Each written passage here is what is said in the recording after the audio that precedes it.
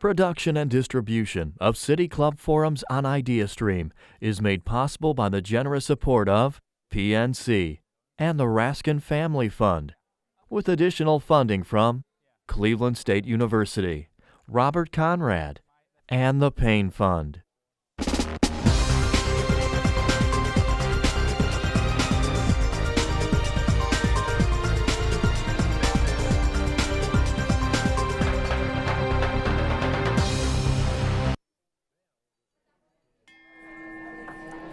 Good afternoon, and welcome to the City Club of Cleveland. I'm Dan Moulthrop, Chief Executive here at the City Club, and I should mention too, given the topic of our conversation today, that I was also a living liver donor back in 2003. The living part is a little redundant, isn't it? And that's kind of why it's my pleasure to welcome all of you here to today's conversation on the unsung heroes of organ, eye, and tissue donation and transplantation. This is our small way here at the City Club of celebrating National Donate Life Month and also to point to this summer's Transplant Games, which will be hosted here in Cleveland. That's happening in June. The Donate Life Transplant Games of America, they're a biennial multi-sport festival featuring 3,000 athletes connected to transplant, donors, recipients, advocates, family members, all competing in 20 different events. And it provides the perfect backdrop to discuss the state of organ, eye, and tissue donation and transplantation here in Northeast Ohio. I want to provide some numbers that will illustrate the current state of things. According to the United Network of Organ Sharing, more than 121,000 Americans are waiting for a life-saving organ transplant today. More than 3,300 are waiting at one of Ohio's 10 transplant centers. And right now, just 56% of Ohio driver's license holders are registered organ and tissue donors, and that's not enough to meet the demand. Every couple of days, an Ohioan dies waiting for an organ transplant that didn't come in time. This isn't just about the numbers, though. These lives of recipients and their living and deceased donors are about connections that are built and never broken. Yesterday here at the City Club in a panel conversation about the future of our city, one of the panelists mentioned the importance of love and affection for our neighbors as being a crucial ingredient in strengthening our cities, and our city, this city in particular. Agreeing to serve as a living donor or a donor in the event of your death, that too is an act of love. Innovations in transplantation, including better and safer surgical techniques for living donors and cutting-edge research in cellular therapy and the 3D printing of organs, could revolutionize the transplant field and make unnecessary living donation and deceased donation. Cleveland was chosen to host the Transplant Games of America partially due to the strength of our healthcare systems and the local transplant programs, many of whose leaders are with us today, to help explore some of the issues related to organ donation and transplant. So with that, let me introduce our panel. Reverend Dr. David Cobb is the pastor of Emmanuel Baptist Church, also a kidney recipient.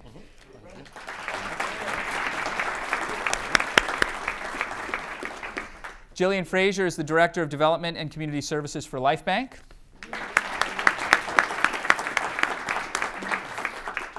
My friend and my physician, Dr. John Fung, is the Director of Center for Transplantation at the Cleveland Clinic.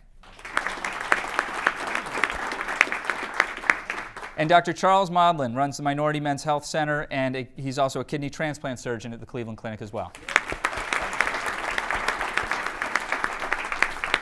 It is so good to have all of you here, and I think we're on the verge of educating all of us about a few things here. But Jillian Frazier, can you start us off by kind of talking about the general state of the world of organ donation and transplantation? Sure. So, and I'm going to use that now as shorthand for eye, tissue, and organ transplantation. Okay.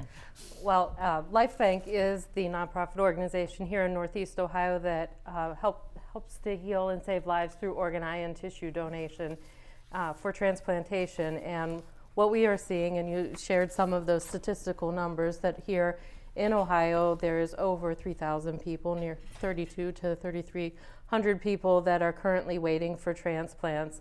1,900 of those folks are right here in Northeast Ohio.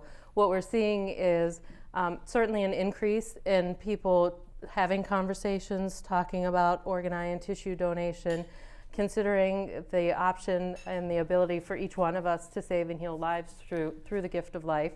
Last year, there were over 350 organ donors in the state. But when you think about the number of people that are waiting, clearly you can see this discrepancy in the number of people that are in need and the number of organs available. Those were just organ donors. And then there were another 1,000 tissue donors and another 1,200 corneal donors in the state of Ohio. So we are seeing an increase in people giving the gift, but it's still not enough, and that's our work to continue to educate and provide outreach to the community so that people are saying yes to being able to save and heal other people's lives. Dr. Fung, can you talk about the state of things from the surgical point of view and the evolution of transplant from the surgical point of view? Sure, happy to do that, Dan. In fact, I just came back from AP anatomy class at Chagrin Falls High School this morning, where I gave an hour talk about the history of transplantation. And you have to remember, liver organ transplantation, the first successful one was only 60 years ago, in 1954. And really, up into the mid-1960s, it was a rare transplant that was successful. And even when I started doing transplants in 1984, when cyclosporin was just approved by the FDA, more often than not, you got a transplant, you fail. Cyclosporin is an immunosuppressive? Yes. Okay. And it became the drug that revolutionized transplant, allowed livers and kidneys to be done more routinely, hearts, and then we developed even better immunosuppressive agents. And now the expectation is that better than 90% of patients will have, at 1 year, will be alive and have successfully undergone a transplant. So that's a combination of the medical advances. 90%. I just want to sit with that for a second. 90% after 1 year. Yeah, 90% of the patients should be alive at 1 year. Wow. And that means that if you get through the first year, you're probably going to get to the 5-year mark. You're going to probably get to the 10-year mark. Okay. So, but that's a marked contrast now to what things were like 50 years ago, even, where maybe 1 or 2 or 3 out of 10 patients survived at 1 year. So that's a combination of medical advances, surgical technique, the immunosuppressive drugs that we have, and just the fact that we've been able to, through better organ quality and managing our donors better, getting the combination of the right organ to the right patient, hopefully at the right time. But unfortunately, as you said, about 10% of the waiting list dies every year. This was 13 years ago when I donated my liver. It was still relatively early in living liver donation, and I remember that it was the statistics were that 1 in 1,000 people will die, 1 in 1,000 donors would die, and that's because there had been roughly 1,000 and one person had died. Right. Like it was that kind of real. Yeah. What is with live living donors? How are we doing? So that in liver transplant, unlike kidney, and I'm sure Dr. Modlin can tell you more about that, but for living liver donors, it's still a risky operation. And 1 in 1,000, probably they kind of pull the wool over your head. It's probably closer to 1 out of 300, 1 out of 400 patients die, donors die. So it's a risky operation. Having said that, we do our best to screen the patients. I think the incidence of complications have dropped off. And it's because the number of centers that are actually doing these risky operations have gotten smaller. And as a result, I think that we're probably looking now about 1 in 1,000. Mm-hmm. We've reduced it, but it's still in contrast to kidney donors, where it's about 3 or 4 times safer than living liver donor. Can you follow up on that, Dr. Modlin? There have been a lot of advances in the field of kidney transplantation. First, I wanted to say I'm actually very proud to be sitting next to this guy. He heads up our entire Cleveland Clinic transplant enterprise. Very modest, incredible researcher also. There have been many advances in kidney transplantation. Historically, most of the donors came from deceased donors. And, we're talking about the impact or the significance or importance of living donation. We've seen an increase over the past several years in living kidney donation, primarily due to advances in surgical techniques, namely laparoscopic, minimally invasive living donation. Historically, when we used to have to do the open technique, patients who donated would be in the hospital 3 weeks, for example, recovering, or they'd be off work for several months. And now, a lot of times, after this new refined laparoscopic technique, patients are discharged from the hospital in 1 or 2 days. So a lot of refinements. It's actually a very low risk to the donor. Mm-hmm. we carefully select individuals who can actually be living donor, kidney donors, to make sure that they themselves will not be at increased risk for kidney failure themselves. Dr. Modlin, there was another question I wanted to ask you as well. Why aren't we getting enough donors? Why aren't there enough organs for people who need them? Well, there are many reasons behind that, and Dr. Cobb can actually comment on that as well. There are many personal reasons, and in many situations, individuals don't realize that there's an opportunity for them to be living donors. Many individuals don't know that living donation even exists. There's a particular problem, even more pronounced in the African American and other minority communities, with respect to access to living donation. Typically, when you need a kidney donor or living donor, you go out and ask your friends, families, your spouse, your loved ones. But in the case of the Black community, many of the potential living donors themselves are afflicted or at risk for developing kidney disease. The leading causes of kidney disease being diabetes and hypertension. Mm-hmm. So there are some cultural factors that play into the role in terms of people being reluctant to be living donors. A lot of it's education. We need to do more education in the community also. But with respect to kidney transplantation, the results are far superior following living donation as opposed to deceased donation. So we do need to encourage more living donation. Mm-hmm. Broadly speaking, Dr. Fung, what are the most common organs what are the most common procedures you're doing? Is kidney the most frequently performed transplant? For solid organs, yes. Yeah. Obviously, because you have two kidneys. For livers, it's the second most Surgical common. humor. Right. Everybody's got one to spare. I know, really. And then hearts and lungs are about tied. Mm-hmm. And livers. We do pancreas and intestine transplants also. Really? Right, so if anybody has a problem eating today, just come see me, I'll fix it for you. Great. Pastor Cobb, I want to get to you and your experience here. Tell us the Pastor Cobb's kidney story. Okay, Pastor Cobb kidney story.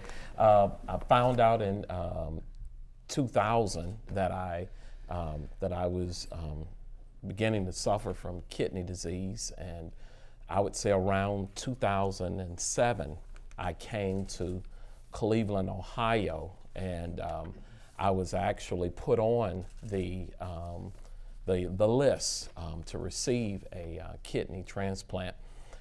Met a wonderful lady, Dr. Catcho Bowman, who is back in the back. I know she's kind of embarrassed that I called her name, but she was my doctor during that time, and she really helped me because one of the things, because I'm a pastor, during that time I was able to have home hemodialysis, which really allowed me to continue to pastor and still do the things that I needed to do as it related to dialysis.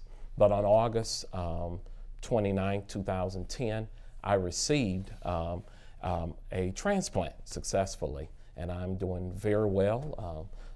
Things are going very well, and I think that it is so important that we continue to tell the story.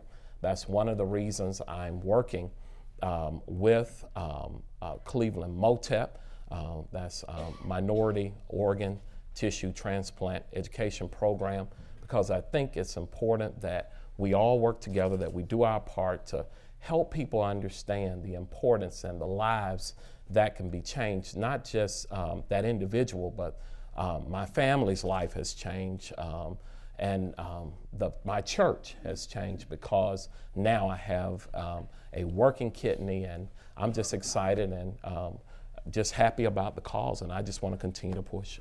What do you know about the donor? Don't know a lot about the donor. I did write a letter to the donor, letting them know just who I was and just how much I appreciated the kidney. The donor actually was a cadaver, and so therefore I didn't get to speak to that person, of course, but I got a chance to write to the family. So I don't know a lot, but the thing that is imprinted in my mind is the importance when you go to the DMV that you do. When they ask, do you want to be an organ donor, that you say yes versus saying no.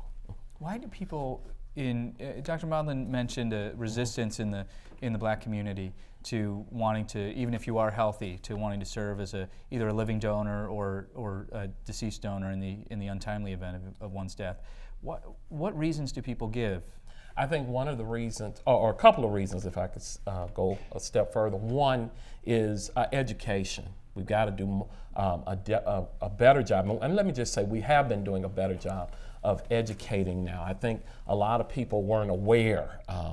And also, as pastors now, we began to talk about this not just from a physical standpoint, but talk about it from a spiritual standpoint, and look at the scriptures and begin to see that it is an act of love. It's a gift, and if we are ones who say that we love God, and God was one who gave, and if He gave, then surely those of us who call ourselves of God should give as well, especially if we could help someone to move forward.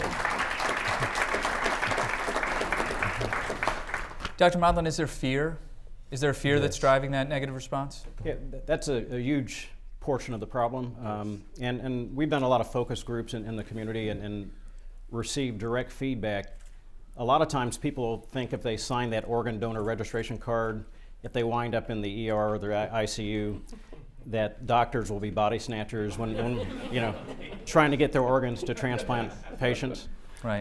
That's not how the system works, by the way. No, I mean, there's laughter in the room right now because people in healthcare understand how absurd that sounds. Right. But where does that fear, surely that fear must originate somewhere? I think it emanates from long-standing distrust, especially that a lot of minorities have when it comes to doctors, hospitals, researchers. I'm not sure, most of the people in the room probably have heard about the Tuskegee syphilis experiment. And even though most of us were not alive in the room when that happened, back in the 30s or 40s or whenever it was, United States Public Health Service actually deliberately denied treatment to about 800 African American males whom they knew had syphilis because they wanted to study the natural consequence of untreated syphilis. That's called the Tuskegee syphilis experiment. And that's really resonated within the minds of the community for all these years. And it's kind of led to a distrust that many people have when it comes to researchers and doctors and hospitals. Mm-hmm. It kind of dictates a lot of times people's fears in terms of even undergoing preventative health screenings. Have you found success in overcoming those fears? We've actually spent a lot of time over the past several years at Cleveland Clinic and partnering with the community. Mm-hmm. Many organizations, Life Bank, MOTEP have been mentioned, and others. Because one thing we found that we have to do in order to engage the community to agree to undergo preventative health screenings to prevent kidney disease and other organ disease, for example, we have to first develop a trusting relationship. Yes. They need to know that we care. I think there was Teddy Roosevelt said it's not enough. People don't care how much you know until they know how much you care. Mm-hmm. And that's really true. They have to know that we really care about their overall well-being and their health. And we've actually seen a lot of success in the one particular program that I run, the Minority Men's Health Center. We started back in 2003. We started with a free preventative health screening for all men, but we target minority males. We had 35 men come in the first year. Now we have 2,000 or 3,000 men or more. Wow. The next event's going to be next Thursday, April the 21st. But that's an opportunity to provide preventative care, and I emphasize preventative care. There are many other programs in the community besides mine, but I emphasize preventative care because, again, there's not enough organs, as Julian said, there's not enough organs to supply the need. And the need is actually ever increasing. It's getting more severe. So we actually have to focus in on prevention and not just increasing the organ donation. Yeah, it would be nice if there was less of a need. Mm-hmm. Right. Right. Jillian. We do a lot of education out in the community, and we have sort of the top 5 myths and misconceptions that we continue to work with. Life Bank has been in existence for 30 years this year, and the myth of they won't save me if I'm a registered organ donor is something that we combat consistently and continue to work. And we're seeing an What do you increase. say? What do you say to people who say that? I mean, do you talk about the Hippocratic Oath? What do you do? We talk, yes, about that the doctors are there to save your life first and foremost, and that the reality is that the point where donation is an option, it doesn't occur until after Brain medical criteria happens and brain death, and the organ procurement organization is not called until every opportunity to save your life has been exhausted. And at that point, if there's an opportunity for donation, that's the point where that option is presented. Dr. Fung, can you talk about the protocols that exist the sort of between the doctors who are caring for a patient that maybe was in a motorcycle accident, let's say, that's a common example, and your team who is eager to save somebody's life? Yep. So the good Somebody thing is else's that they're totally independent. In fact, Right. we wouldn't even encounter the primary team, be they medical or surgical or trauma, in taking care of the patient. Because as Jillian said, the primary team taking care of the patient on the time of admission for whatever reason will take care of the patient any way that's indicated, regardless of what the donor status is. At the point that the patient is declared brain dead, or because the family in certain circumstances want to withdraw care, and that's a different type of donor, it's a deceased donor, but called a non-heart beating donor or donation after cardiac death, that patient is then referred directly to the OPO. What is the OPO? The OPO is Life Bank, Organ Okay. Procurement Organization, and Okay. there are 58 of them in the United States. And they, as the Jolene said, have defined protocols they have to adhere to. It's all based on very strict criteria, medically documented criteria, at which point, if we as a transplant team have a donor, or have a recipient that matches that donor and goes through a computer algorithm, then we're contacted. So our only interaction is with the OPO. And so we really do appreciate how the primary team takes care of the patients. We don't have any interaction with them at all, and it should be that way. Yes. Similarly, with living donation, there are kind of protocols separating. If you're working for if you're the doctor of a donor, you're advocating for that donor, and the recipient has his own doctor. Right. So there again, now for all living donors, UNOS, United Network for Organ Sharing, has strict criteria for what we call a living donor advocate, and that advocate is somebody not involved in the transplant team at all. In fact, that person is really only designated to look out for the best interests of that donor. And so it's not just medical, it's also psychological, social evaluations that undergo, the potential donor undergoes in order to qualify. And only at that point does that person interact with the donor surgical team. And that donor advocate stays with the patient and throughout the preoperative and even after surgery in terms of follow-up. That's true. And what's also true, and what most people don't know, how many living donors are in the room? Round of applause. That's great. Great. But what most people who have never been screened to be a living donor or have served as a living donor don't know is that at any point in the process, there's a sort of veil of secrecy over it, and I'm pulling the veil back right now, so all of you know this. But if you were to serve as a living donor, and at some point you have doubts, and you're like, you know what, I can't go through with this. This is too much. It's too risky. I just can't do it. They will contrive a medical reason for you, to essentially help you save face. I'm not kidding. I mean and it's not. They'll find something. There will be a reason for you not to have to go through with it, and they really do continue to advocate for you in every way, so that when you're doing it, it's because you feel that you are ready, and the doctor feels that you are capable of withstanding the trauma of the surgery. That's correct. Yeah. Can we get into some of the science now? Like some of the, I wanted to clarify one thing, Dr. Modlin. You were talking about laparoscopic surgery for kidneys, for kidney extraction. The holes that you're working with in a laparoscopic situation are smaller than a kidney. So how do you get it out? Yeah,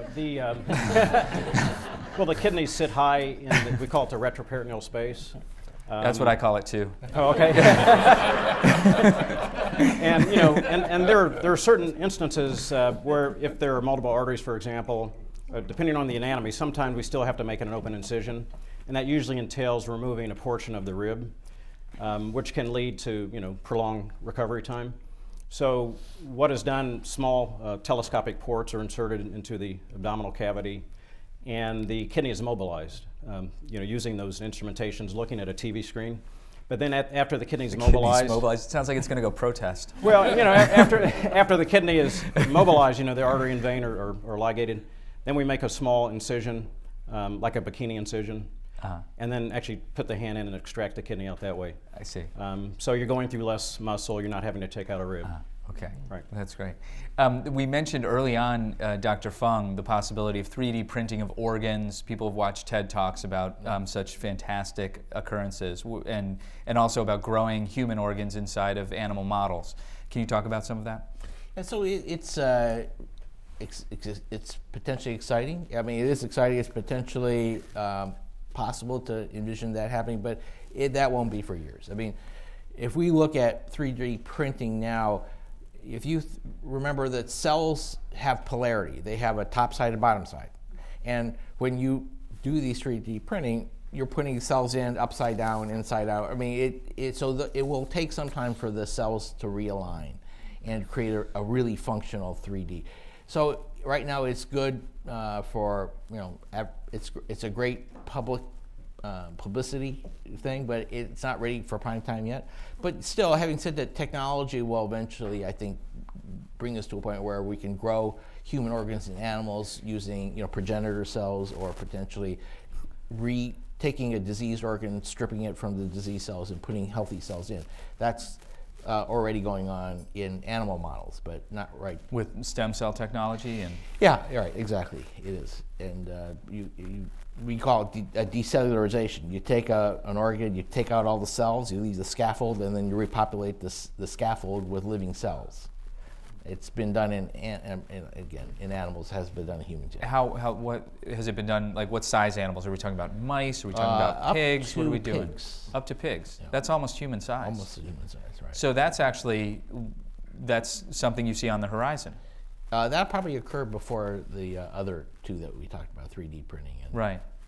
So, but in terms of actually applying it to human pathologies, I mean, it's possible. Right? It's possible. Yeah. Wow.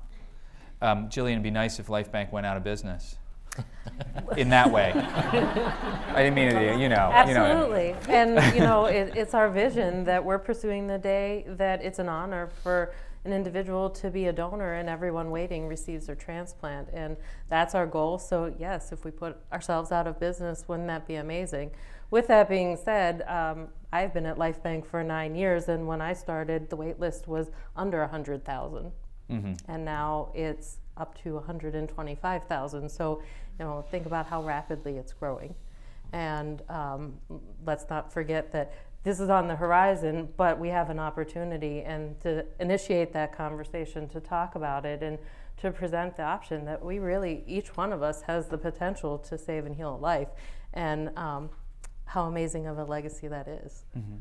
Pastor Cobb, earlier you mentioned that it had changed your family's life, it changed your church's life, mm-hmm. your congregation's life. Can you talk a little bit more about what it really means to have received a kidney? Yes.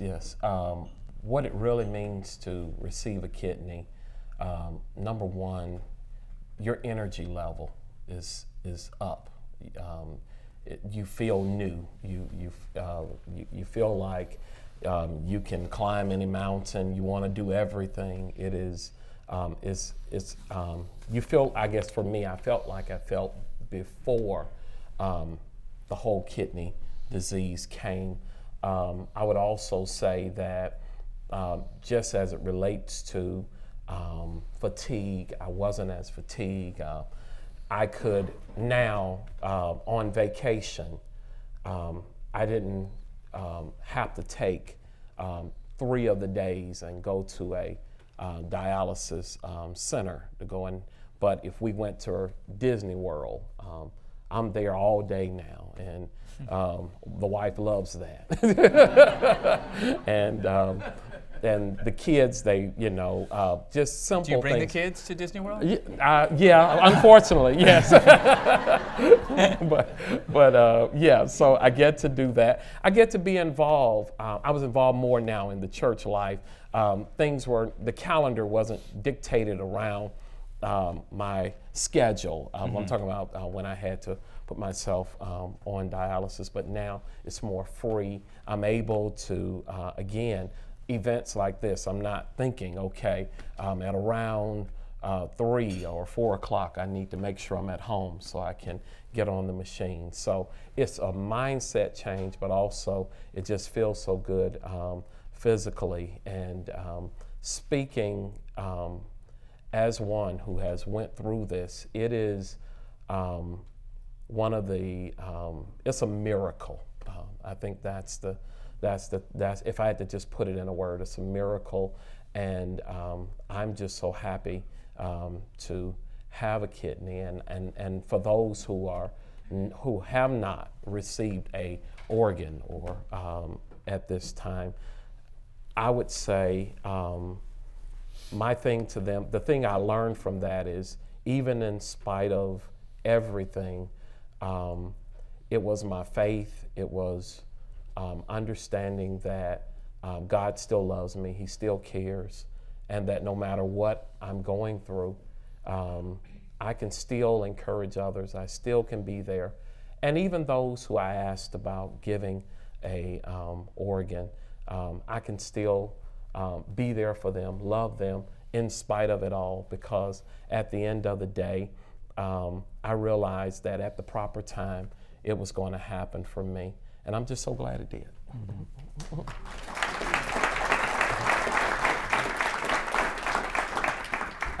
We're about to go to questions from the audience, but before we do, Dr. Fong, Dr. Modlin, I wanted to ask you to talk a little bit about the teams that you both work with. There's a number of nurses in the room today, I know, and I know that you can't do what you do without some highly competent talent at your side. Well, I do kidney transplantation. I'm a urologist also, and I see I see Elaine Beaver here. She's in the back there. She's one of our kidney transplant coordinators. I have a number of my media and marketing individuals here to help us get out and educate the community, and our transplant administrator, Callista, is here. So I mean, there are a number of people here in the audience. It's a total team approach, and one thing I wanted to say, not everybody can necessarily qualify medically to be a transplant recipient. Yeah. And so a large part of the work that we do collectively together is to determine which patients would be best suited to receive an organ transplant. Sometimes you don't want to do any harm to the patient, and so sometimes a transplant can actually be more harmful than actually not getting a transplant. So we take great care in terms of evaluating patients, selecting the right patients, because again, there's a scarcity of organs. We want to make sure those organs are going to the right patients because we can't afford to waste those organs.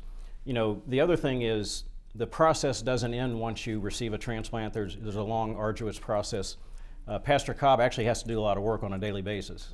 He has to take those medications every single day religiously, otherwise he will have a rejection. So no, it is a team approach, and I'm actually just proud to be part of the team. I'd like to thank also Bill Ryan for actually bringing the National Transplant Games here to Cleveland to raise awareness of the great needs.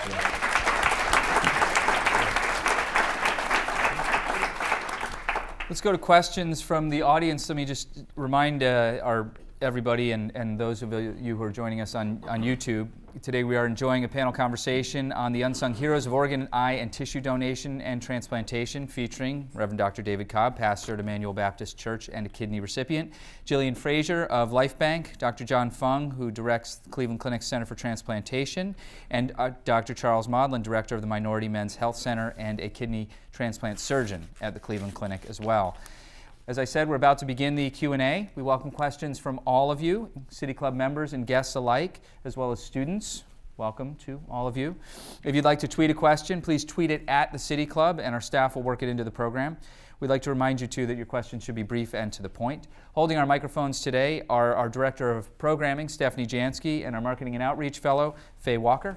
May we have our first question, please? Hello, everyone. My name's Rachel. I'm with the Greater Cleveland Sports Commission, and I've been inspired by working on the Transplant Games of America here in Cleveland and recently joined the National Registry of Bone Marrow Donors.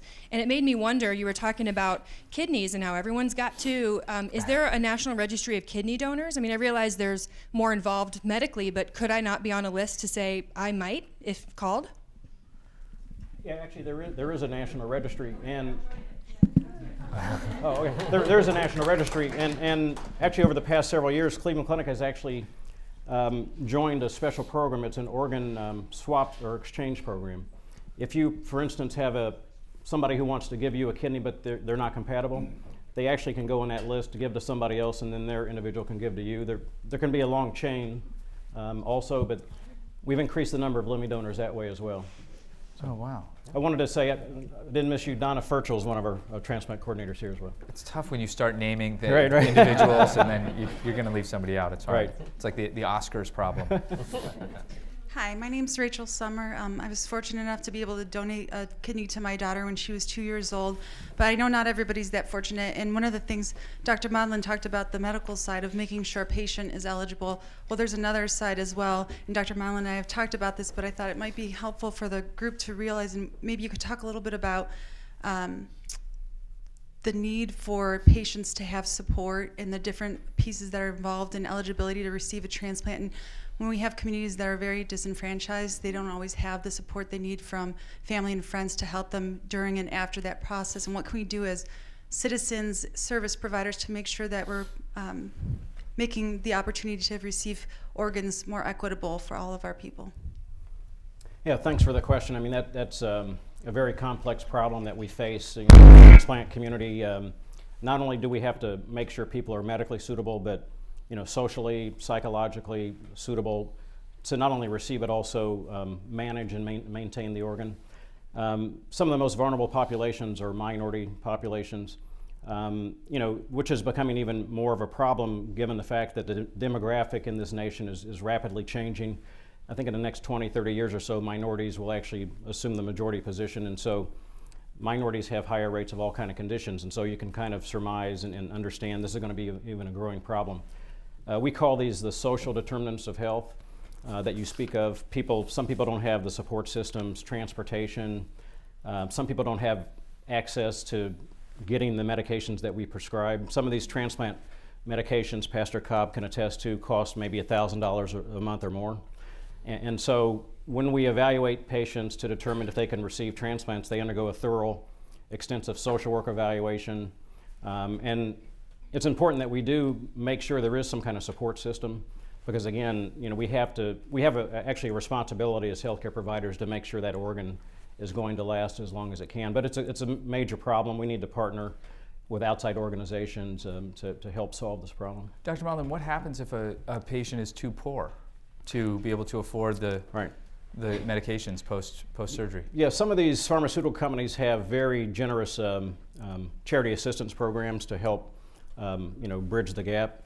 Our transplant coordinators spend most of the time, and our social workers, working out those details. That's why I just wanted to make sure I acknowledge them.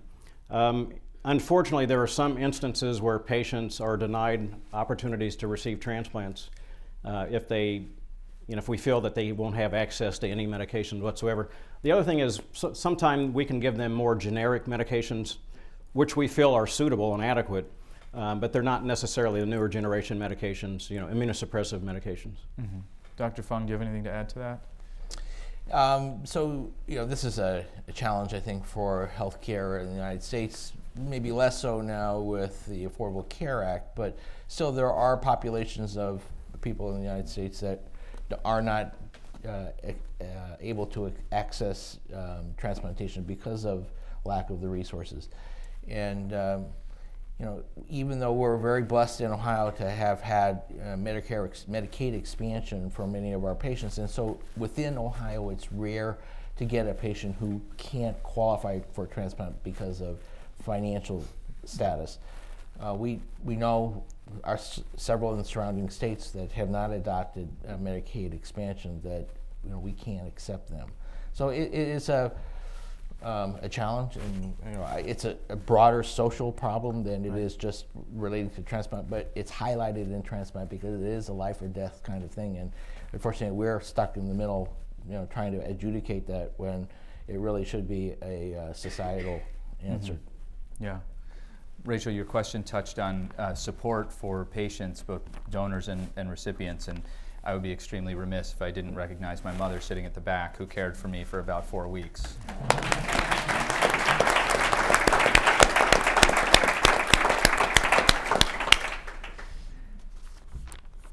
Who's now going to ask a question? As the mother of a living donor who was prepared to give my liver should he need it at the time, is there an age at which one can no longer be considered as a living donor or whose organs are no longer usable?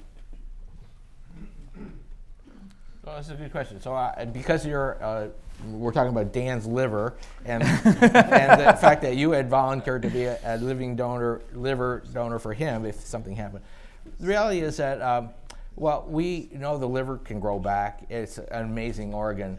There is a time relationship to the ability for the liver to regenerate. So it would be almost unheard of in a young, 20-year-old not to get full regeneration. Once you get to be in the 60s and 70s, there is a single-digit risk for the liver not to be able to grow back sufficiently. So we do have a sort of arbitrary but still rational kind of decision that at 55 or maybe at 60, but once you get past 60, most programs would not consider that because of that risk. I mean, to put an older recipient at risk for liver failure after that liver donation would probably be unacceptable. And we've taken kidney donors up into the 70s before, but again, there is some potential risk, and we have to be very careful about doing that. Mm-hmm.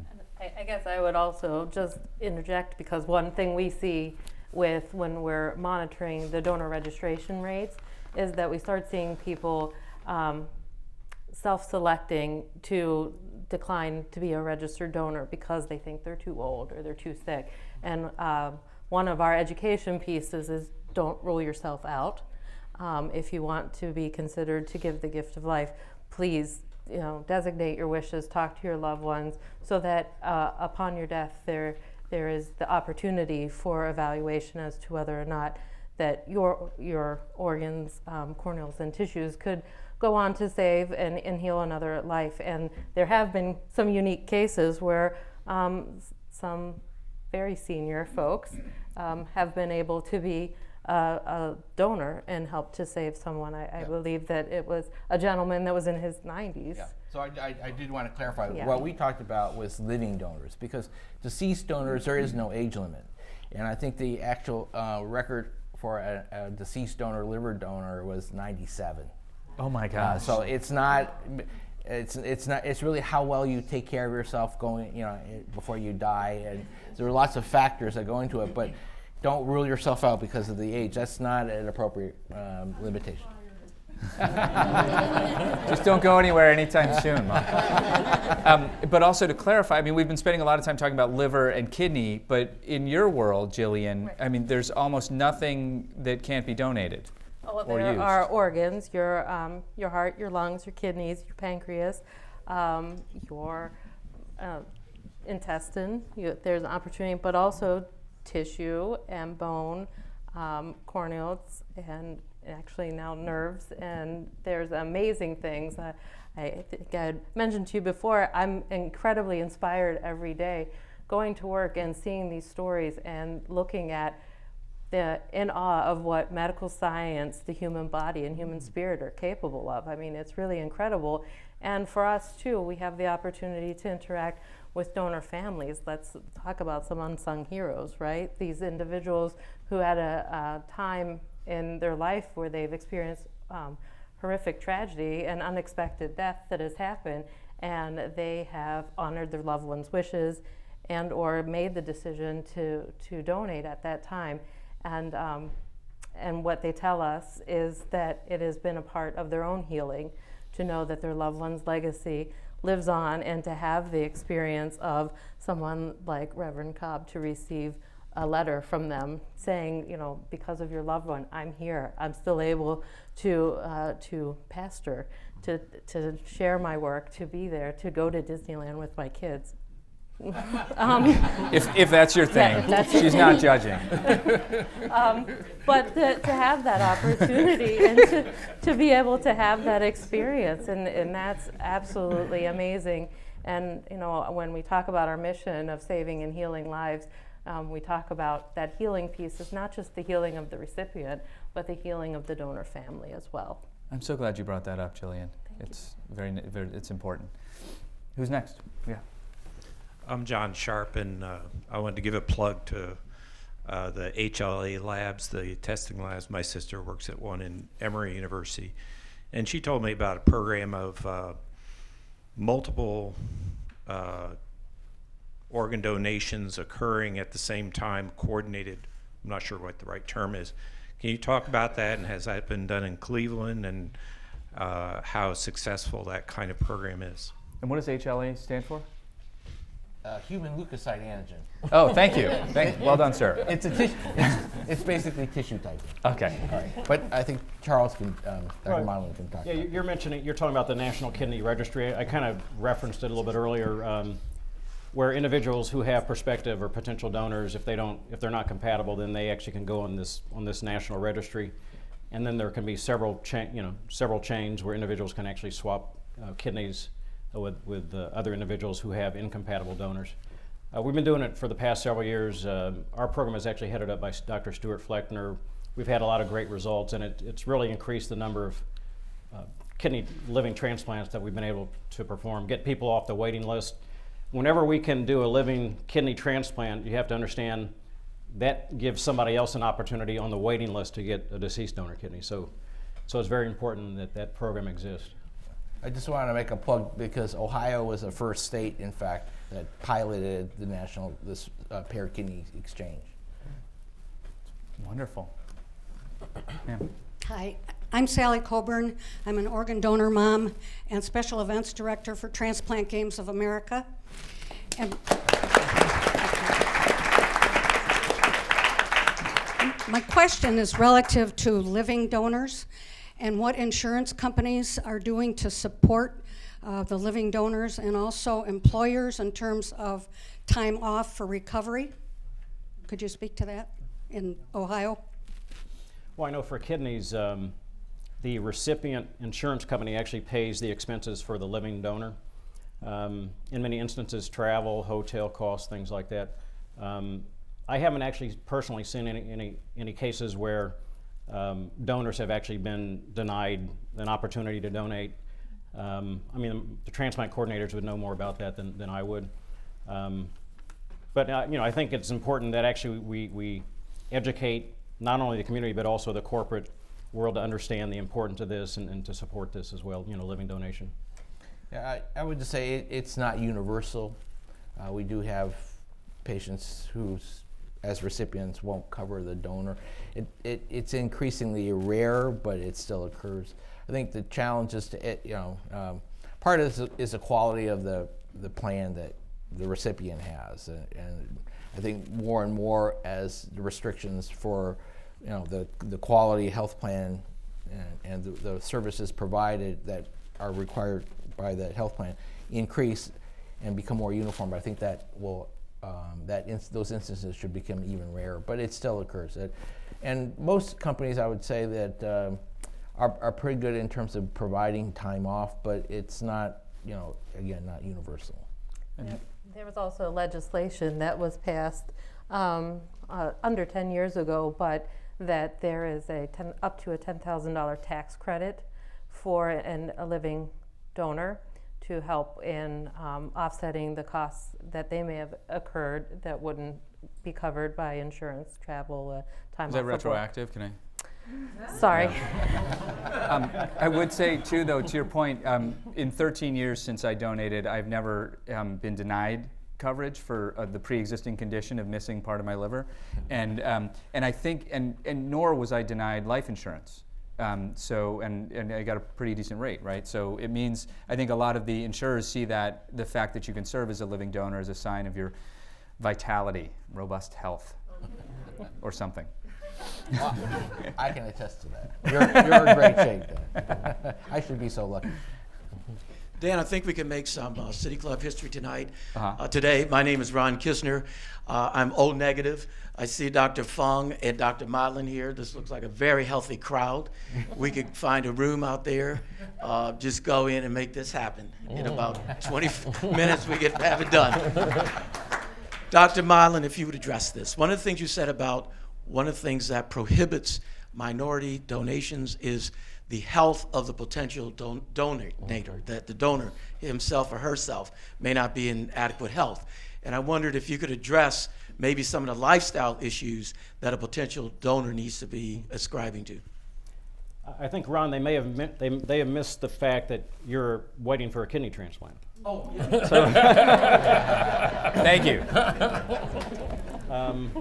How many? Do we have others who are awaiting transplant in the room? Okay. Okay. All right, Dr. Modlin. Well, I mean, like I said, especially in the minority communities, we have what we call, we're more prone to developing what we call health disparities. Just means a disproportionate burden of disease actually impacts minority populations. Higher rates of hypertension, diabetes especially contribute to the greater incidence of kidney disease. And again, what we need to do is center around focusing in on encouraging these populations to undergo routine preventative health screenings to establish care with a primary care provider. A lot of these conditions, you don't have to have any symptoms whatsoever to have severe diabetes, hypertension, heart disease, kidney disease. They're very easy screening tests to identify a lot of these conditions. With kidney disease, for example, simple blood tests, we can check the urine, whether or not there's any blood or protein. But really, I mean, there are a lot of, you talked about, what potential lifestyle factors contribute to, the disproportionate incidence of disease. It's not only necessarily lifestyle, but a lot of it's hereditary as well, combined with lifestyle. A lot of it's the types of foods that we eat, high salt intake, physical inactivity can contribute, but we have to make sure that we don't necessarily blame those individuals, because many individuals live in areas where, for instance, they may be living in food deserts, for example. They may not have access to proper nutrition. They may live in a very dangerous environment where they can't necessarily go out and exercise on a routine basis. A lot of things that we need to take into consideration, but it is a growing problem because, like I said, a greater percentage of the United States population is minority. So we're just going to see an increasing percentage of the population prone to these conditions.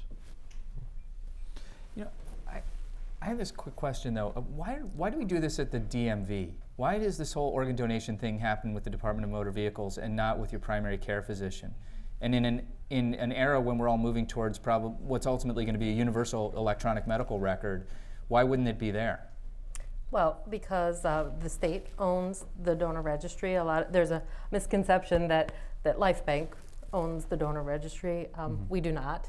It is part of, it's a statewide registry, and it's there because so many people go to the state, to get your driver's license, to get your state ID. And we have, in the state of Ohio, almost 68% of licensed drivers and state ID holders are saying yes. And when you say yes and you designate your wishes to be considered for a donation, that's considered an advance medical directive, and it's a legal document that you're saying you want it to happen. But make sure you have the conversation with your family as well. You can imagine when someone is a potential candidate for donation, we really hope that that's not the first time that conversation has ever happened amongst your family, because the reality is the need is so great that we, as Life Bank or the organ procurement organization designated to the service area in which an individual is, that they're required by law to go in and offer the opportunity for donation. And so, again, we don't want that to be the first time you've ever heard about it, thought about it, or had that conversation with your family, that it's an opportunity for you.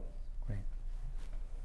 So you all mentioned that education is key to increase awareness. So what are some of the examples of programs or initiatives or campaigns that you have going on to increase the awareness, especially in the minority population?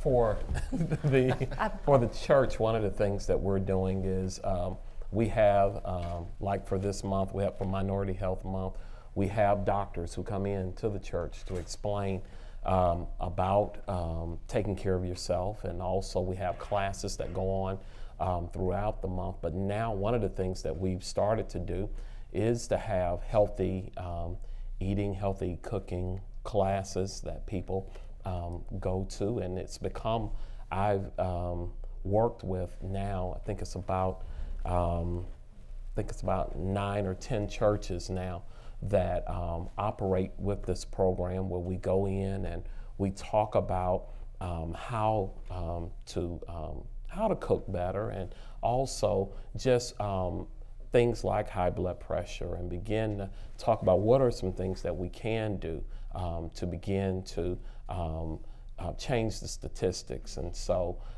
in the religious community, we've also partnered with the medical community, working together with Cleveland Clinic and UH here to begin to let's talk about what are we dealing with on the in the religious world, and how is it that the medical world, how can we come together so that the people can begin to benefit. So that's what we've been doing from that area. Life Bank does a significant amount of education, so do our partners at Everside, Ohio, and MOTEP, reaching out into the community. We really try to take an approach that this is a medical issue, but it's really a community issue. It really is. I mean, the reality is that when we walk into a room, it is not uncommon that we start our presentation and we ask, does anyone know someone that's been touched by organ, eye, and tissue donation and transplantation? And people look around and they look, and then I start seeing people digging in their purse, and they're looking to pull out their driver's license to show us that yes, they're a registered donor, or that by the end of the conversation they're saying, oh yeah, wait, I do know somebody, my neighbor down the street, or that lady that has the cubicle in the office, they were waiting, or they have a loved one or a friend or a family member that's been a donor. And so we do education in high schools and driver's education.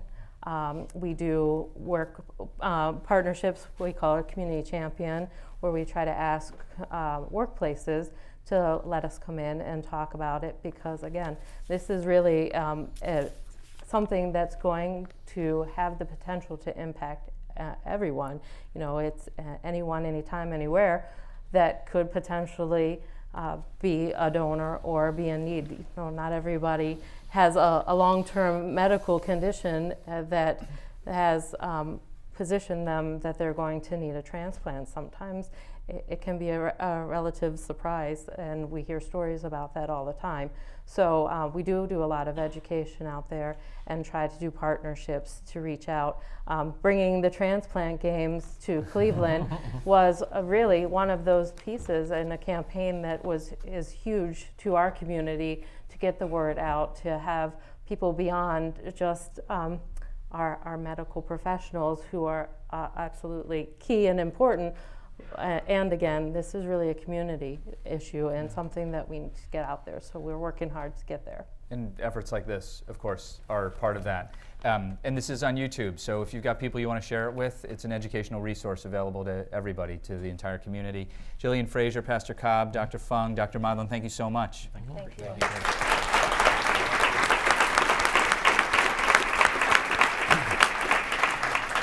A couple of final items here, just to remind you, today at the City Club we've been enjoying a panel conversation on the unsung heroes of organ, eye, and tissue donation and transplantation.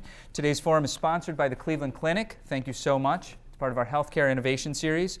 Special thanks also to our table sponsors, the Cleveland Clinic Heart Lung Transplant Team, Cleveland MOTEP, the Donate Life Transplant Games of America, Eversight, the Cleveland Eye Bank Foundation, that's Eversight, Ohio, the Cleveland Eye Bank Foundation, Life Bank, and the Center for Health Affairs. Lastly, student participation from St. Ignatius High School was made possible by a generous grant from the Loeb Foundation. We thank you for your support. And a final note, too, whenever I mention that I was a liver donor, people always want to know how the recipient's doing. She's great. She lives in Pacific Northwest, and she's thriving. Thank you, ladies and gentlemen. Our forum is now adjourned. Good job. Don't get up, don't get up. For information on upcoming speakers or for podcasts of the City Club, go to cityclub.org.